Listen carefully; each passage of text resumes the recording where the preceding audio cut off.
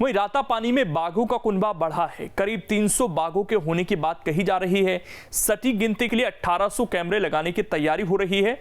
सवाल यह है कि अगर बाघों की संख्या इतनी हुई तो क्या एक सेंचुरी में एक साथ ये रह पाएंगे? इस रिपोर्ट में आप देखिए।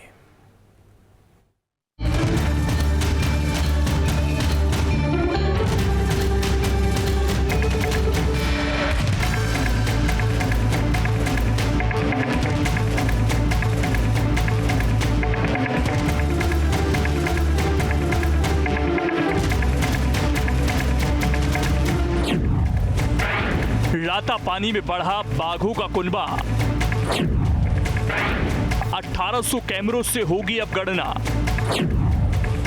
जो सेंचुरी कभी बाघों से सूना रहती थी, अब वो गुलजार है। रातापानी में अब एक दो नहीं बल्कि 112 से ज्यादा बाघों के होने की बात कही जा रही है। वन विभाग को इस बात के संकेत भी मिले हैं। सटीक गणना के लिए 1800 कैमरे लगाए जाएंगे। पिछली बार 600 कैमरे लगाए गए थे, लेकिन कई बाघ कैप्चर नहीं हो पाए थे। इसलिए इस बार ज्यादा कैमरे लगाए जा रहे हैं ताकि ज्यादा से ज्यादा बाघ कैमरे की जद में आ जाएं, जिससे उनकी संख्या को सटीक माना जाए।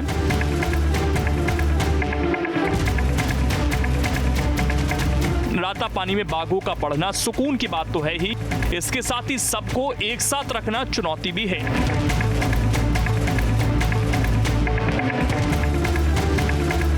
क्योंकि बाघों को रहने की जगह कम पड़ेगी तो इसमें आपसी संघर्ष बढ़ सकता है। देखिए, रातापानी सेंचुरी में औसतन करीब 45 टाइगर्स हैं और यह टाइगर जो 1.5 साल से ऊपर के हैं, जिनको एस्टिमेट में लिया जाता है। यहाँ पर टाइगर रह सकते हैं, लेकिन 50-60 से अधिक वहाँ टाइगर नहीं रह सकते। उसके बाद वो भोपाल के टेरिटरी के अंदर आ जाएंगे और यहाँ पर जैसे अभी कुछ दिन पहले मेरिट में टाइगर देखा गया, वो रातापानी उसकी सोर्स पॉपुलेशन थी। हालांकि अच्छी बात यह है कि रातापानी में 45 साल से बाघों में संघर्ष नहीं हुआ। पर्याप्त भोजन की वजह से टेरिटोरियल फाइट नहीं होती। रातापानी में बाघिनों की संख्या ज्यादा है। बाघ और बाघिन में स्वभाव में अंतर होता है। बाघिन दूसरे की टेरिटरी में मूव नहीं करती। बाघिन को अपने इलाके में ही रहना पसंद है, इसीलिए आपसी संघर्ष नहीं होते। अब आपको बताते हैं कि आखिर रातापानी में बाघों की संख्या कैसे और क्यों बढ़ी। तो बताया जा रहा है कि रातापानी में हरियाली ज्यादा है, शाकाहारी जानवरों को घास ज्यादा मिलती है।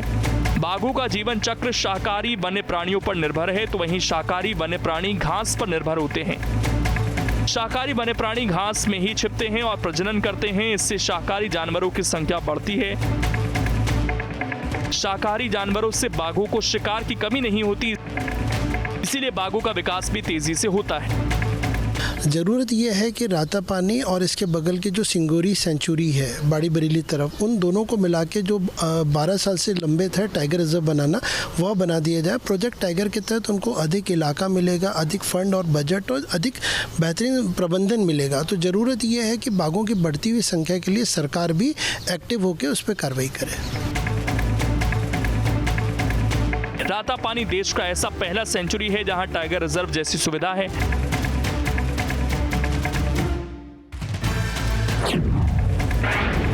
रातापानी में वेटनरी डॉक्टर की पूरी टीम मौजूद है। घायल वन्य जीवों के लिए बाड़े बनाए गए हैं। इलाज की पूरी व्यवस्था है। रेस्क्यू वाहन और पिंजरे की भी व्यवस्था की गई है ताकि बाघों के घायल होने पर उनका तुरंत रेस्क्यू कर उनको इलाज दिया जा सके। यानी रातापानी में प्राकृतिक आबो हवा तो बाघों के लिए अनुकूल है ही, इसके साथ ही वन विभाग की तैयारी भी मुकम्मल है। इसीलिए बाघों का कुनबा भी तेजी से बढ़ रहा है। रातापानी सेंचुरी में तकरीबन 40 से 45 के बीच बाघ है और ऐसे में वाइल्ड लाइफ एक्सपर्ट्स का ये कहना है कि अगर बाघों को वहाँ पर सुरक्षित रहना है तो उनकी टेरिटरी बढ़ानी होगी। अगर नहीं बढ़ाई गई तो फिर ये बाघ भोपाल शहर के आसपास जो बाघ भ्रमण क्षेत्र है उससे होते हुए शहर में आएंगे।